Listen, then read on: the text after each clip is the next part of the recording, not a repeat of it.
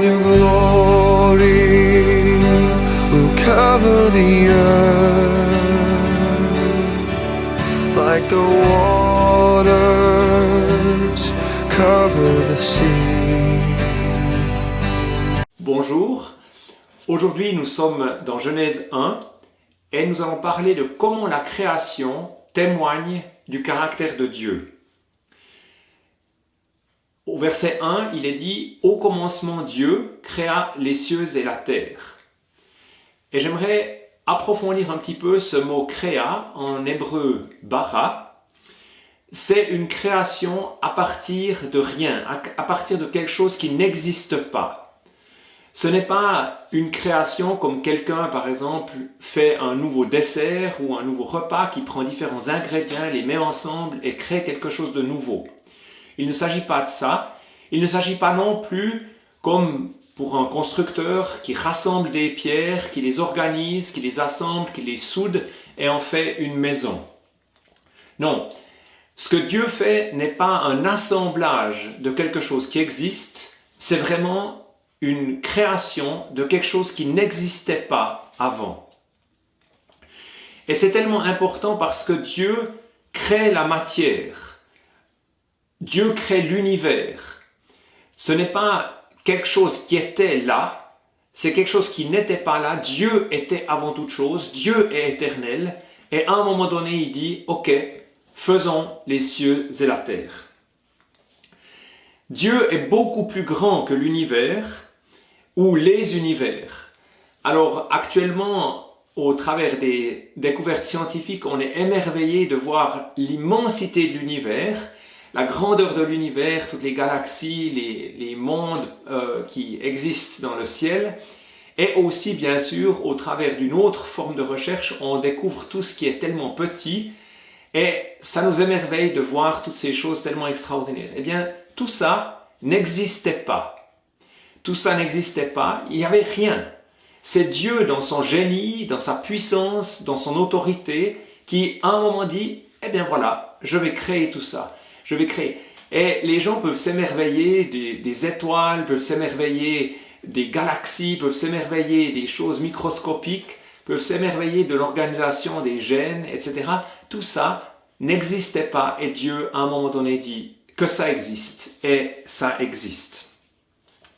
Alors, il est important de voir que Dieu était avant la première particule de l'univers. Pour le dire autrement, au commencement, Dieu créa l'univers, alors que de nombreuses théories humaines disent « au commencement, l'univers ». Au commencement, l'univers, et après on se dit « peut-être que Dieu est là, peut-être que Dieu n'est pas là ». Non. Au commencement, Dieu crée l'univers, c'est-à-dire qu'il est le fondement, il est le départ, il est l'origine de la matière. Et si on comprend les choses dans le bon ordre, au commencement, Dieu créa l'univers, on comprend que Dieu est beaucoup plus grand que l'univers. On a bien sûr une compréhension limitée maintenant de l'univers qui est tellement grand, et Dieu est encore beaucoup plus grand que ça. Si on dit à l'inverse, au commencement, l'univers, et après on laisse la question de Dieu ouverte, ça nous donne une compréhension de Dieu d'un très petit Dieu, d'un grand univers et d'un très petit Dieu, ou d'un petit Dieu, qui est une option, quelque chose que les gens peuvent choisir ou ne pas choisir, et en fait il n'y a aucune conséquence parce que l'univers en fait fonctionne sans Dieu. Et bien sûr, ces deux systèmes de croyances complètement différents, il ne faut pas imaginer que les gens qui disent au commencement l'univers, où il y a un univers et après ça s'est mis en route, il y a comme quelque chose qui se met en route, la vie commence, la matière commence, c'est un système de croyances. On peut dire que c'est une religion. Et de notre côté, nous croyons fermement que Dieu a commencé les choses, c'est lui qui met les choses en route, et c'est aussi un sujet bien sûr de foi. Mais il y a deux systèmes de croyances différents qui s'opposent. Toutes les théories humaines de la création en fait partent toujours de quelque chose qui existe. ce serait une partie de l'univers, une partie de ce qui existe déjà, qui subit telle ou telle transformation. Et l'esprit humain a beaucoup de peine à concevoir que quelque chose n'ait jamais existé et ensuite puisse exister. Mais j'aimerais simplement partager avec vous une chose qui est une réalité de l'Évangile. Quand Jésus a multiplié les poissons, il a multiplié des poissons qui n'existaient pas. C'est-à-dire, bien sûr, les poissons, les quelques poissons qui lui ont été mis à disposition existaient, mais les centaines ou les milliers de poissons, une seconde avant, n'existaient pas. Et c'est de ça qu'il s'agit, la puissance du Créateur qui peut, à partir de simplement rien, faire quelque chose qui existe. Et Dieu est ce Dieu de la puissance, ce Dieu du miracle, ce Dieu du surnaturel, qui, à partir d'une réalité spirituelle, lui, Dieu est esprit, crée quelque chose de matériel qu'on peut voir et toucher. Alors, c'est tellement important de comprendre que Dieu n'est pas pris dans la création. Bien sûr, Dieu s'engage avec ses créatures, Dieu s'engage avec la création, Dieu peut intervenir dans la création, mais Dieu ne fait pas partie de la création. Ça, c'est un système de croyance qui n'est pas le système de croyance de la foi chrétienne. Dieu ne fait pas partie de la création, il est au-dessus de la création, il est en dehors de la création et il la dirige et la gère depuis en dehors. Pour donner un exemple facile à comprendre, quand on voit un ordinateur, on sait très bien que l'ingénieur qui a mis cet ordinateur au point n'est pas dans l'ordinateur. Il est à l'extérieur de l'ordinateur, il a conçu l'ordinateur, il a préparé cet ordinateur et il peut intervenir pour mettre en route cet ordinateur, le changer, le modifier ou le réparer, mais il ne fait pas partie de cet ordinateur. Par contre, quand on voit cet ordinateur, on peut imaginer, on peut comprendre que quelqu'un l'a créé et les caractéristiques de cet ordinateur vont nous permettre de comprendre qui pourrait être cet ingénieur. En tout cas, assurément, c'est quelqu'un qui a compris beaucoup de choses de l'électronique, de la technique, des ordinateurs, des composantes, tout ça. Et on peut imaginer que c'est quelqu'un qui est un très bon ingénieur. En fait, l'ordinateur porte les marques de celui qui l'a conçu, porte en fait l'empreinte de celui qui l'a conçu, mais celui qui l'a conçu n'en fait pas partie. De la même manière, la création porte les marques du Créateur. La création porte les marques de Dieu.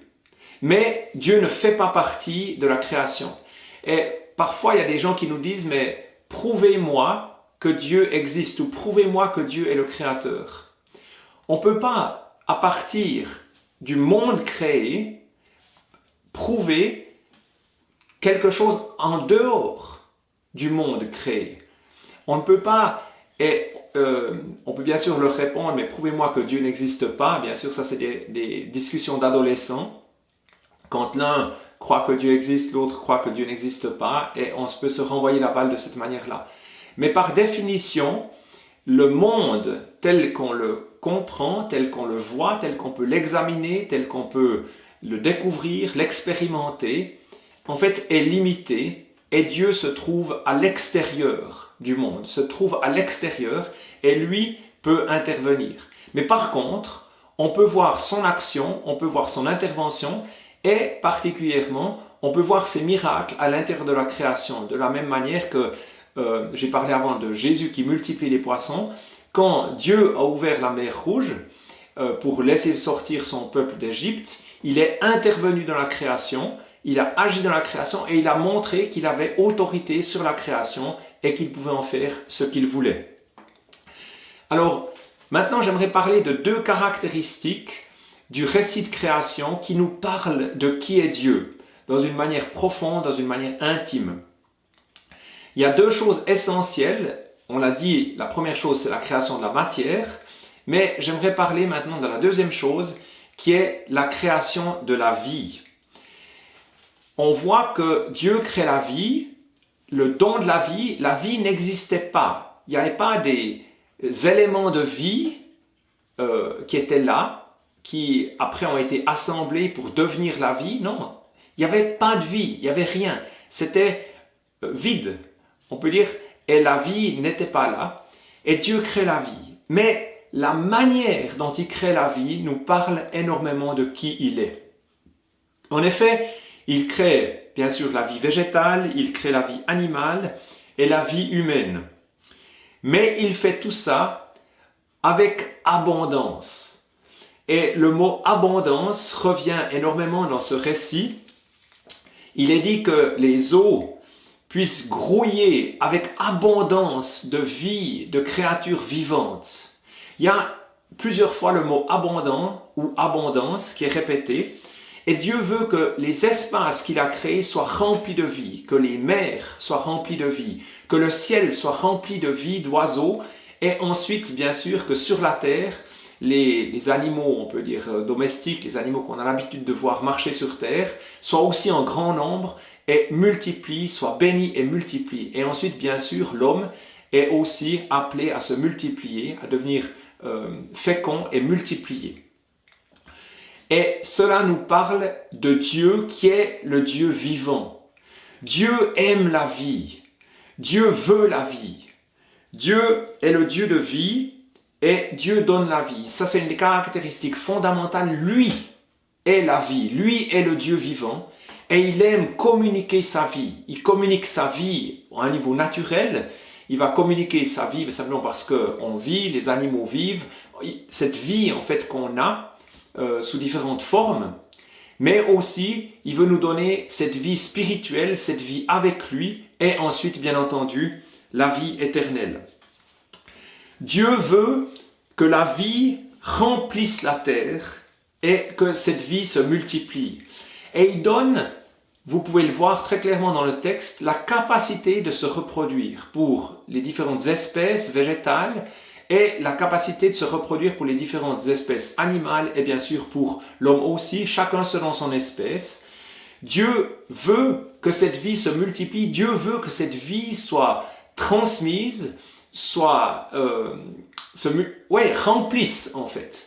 C'est pas du tout un Dieu qui aime le silence, un Dieu qui aime, on pourrait dire, la paix des cimetières. Non.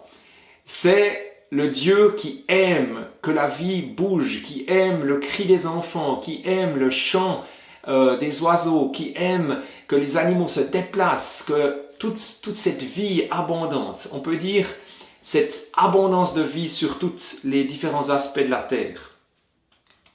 Et j'aimerais souligner à la fin du récit, vous l'avez certainement remarqué, que la nourriture qui est donnée à l'homme ou aux animaux est uniquement de nature végétale. Pour le dire autrement, il n'y a aucun animal qui est mangé par l'homme ou aucun animal qui mange un autre animal. Donc, on peut le dire autrement, il n'y a pas de mort. C'est un univers où il n'y a pas de mort. Il n'y a pas de mort. Et on a de la peine à le comprendre tellement la mort fait partie de notre monde actuel après la chute, où la mort est entrée dans le monde. Mais la mort n'était pas là dans le projet originel de Dieu. Dans le projet de départ de Dieu, la mort n'était pas là. La mort s'est introduite dans le monde au travers du péché d'Adam et d'Ève. Et cette mort, après, a eu des conséquences. Et notre vie, on la comprend structurée par la question de la mort.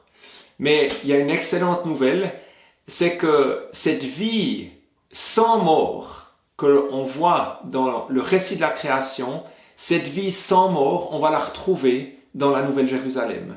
On va être vivant pour toujours avec Dieu dans cette dimension d'éternité, dans la vie éternelle. Et ça, c'est quelque chose d'extraordinaire. Dieu ne s'avoue pas vaincu quand la mort entre dans le monde. Il dit, ok, j'ai un plan et je vais ramener la dimension de la vie et de la vie éternelle au travers de mon Fils, qui est la vie et la résurrection. Et le deuxième élément que j'aimerais souligner dans ce récit, c'est la question de la bénédiction. il y a une bénédiction sur la vie, une bénédiction qui est là. Dieu bénit les animaux en leur disant, en disant, pas en leur disant, excusez-moi, c'est justement une erreur, en disant, soyez féconds et multipliez. Alors que pour l'homme, il leur dit, soyez féconds et multipliez. Vous pouvez voir la différence, soyez attentifs à ça, c'est tout à fait différent. Dieu déclare quelque chose sur les animaux, devenez féconds, soyez féconds et multipliez, mais il s'adresse à l'homme et à la femme, soyez féconds et multipliez.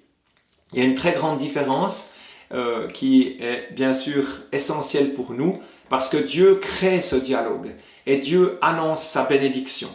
Alors, qu'est-ce que c'est une bénédiction en fait dans le fond? Qu'est-ce que c'est une bénédiction? Une bénédiction, c'est un encouragement. Un encouragement qui vient de celui qui a donné la vie en disant, voilà, je vous donne la vie, je vous encourage à vivre, je vous soutiens dans cette vie, je dis oui, moi le Dieu de l'univers, moi le Dieu vivant, je vous dis oui, je dis oui à votre vie. Et bien sûr, malgré la chute, on voit que Dieu travaille encore à garder la vie. Il y a toute une dimension extraordinaire, par exemple, dans notre corps. Pour ressortir des maladies, on est blessé, par exemple, notre peau est coupée et notre peau se recicatrise par elle-même et redevient capable de vivre, de continuer. En fait, quand il y a des maladies ou des choses comme ça, notre corps combat la maladie et nous ramène dans la santé. Il y a toujours ce soutien de la vie. Dieu non seulement aime la vie, mais il fait dans notre vie pour que la vie continue, la vie résiste, la vie tienne.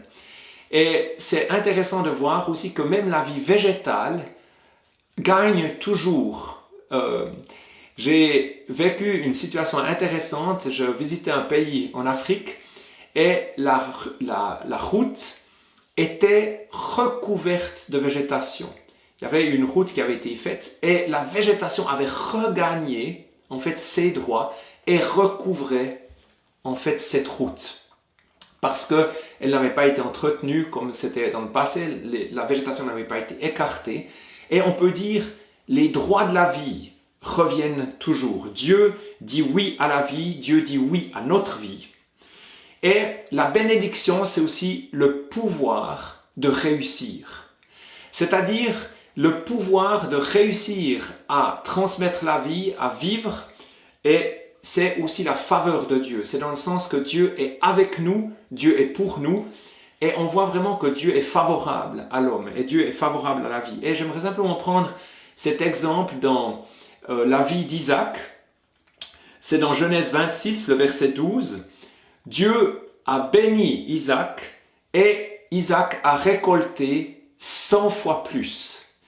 On voit que quand Dieu bénit, le travail de l'homme et la bénédiction de Dieu produit quelque chose de tellement abondant, de tellement généreux. Il y a une floraison, il y a des fruits, il y a une réalité qui se met. Et je crois qu'on le voit dans la vie de ceux que Dieu bénit, il y a cette vie et cette vie en abondance. Alors, bien sûr, une vie non seulement naturelle, mais une vie spirituelle, une vie de l'esprit, une vie qui se communique, et cette vie, c'est souvent l'amour de Dieu qui est en fait la vie, qui se transmet. Et on voit des gens qui sont de véritables porteurs de vie, des porteurs de vie dans le domaine naturel, des porteurs de vie dans le domaine spirituel, dans le domaine émotionnel. En fait, Dieu est ce Dieu de vie, et quand on vit avec lui dans sa bénédiction et dans la compréhension qu'il amène la vie, on amène la vie là où on passe.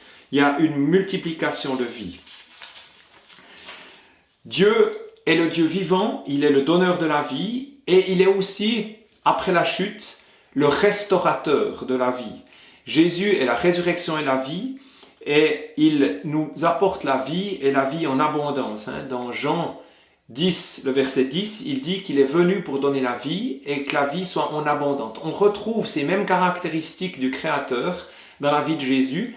Bien sûr, puisqu'il est aussi, lui, partie de l'équipe de création, partie du Créateur, il est aussi lui créateur. Et c'est vraiment cette vie et cette vie en abondance qu'il veut nous donner.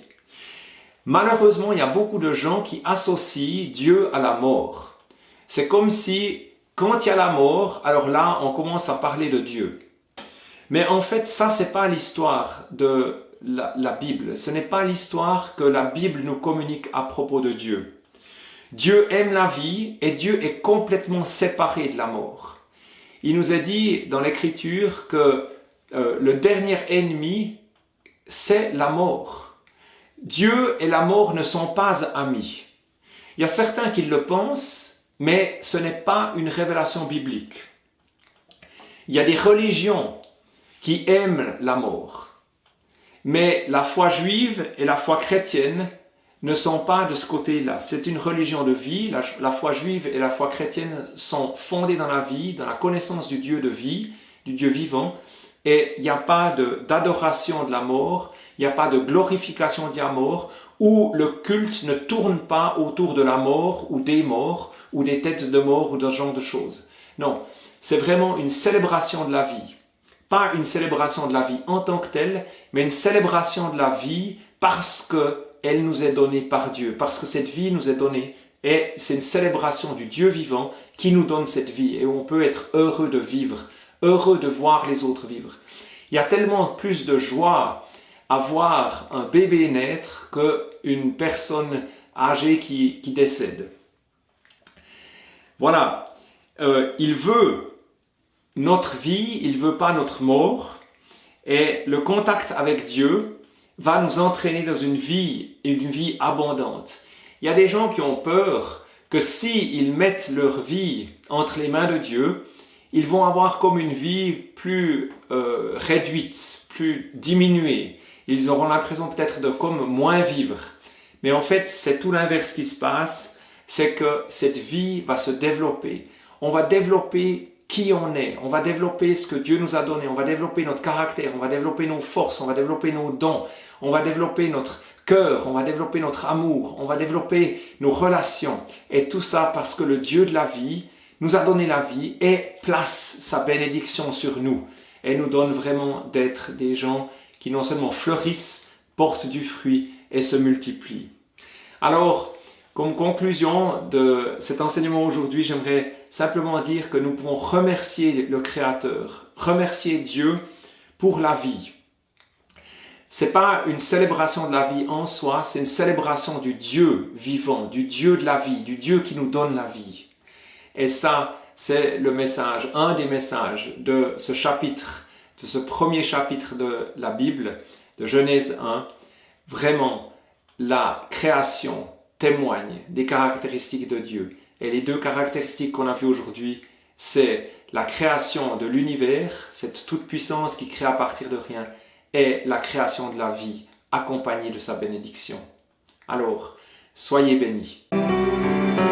And your glory will cover the earth like the water.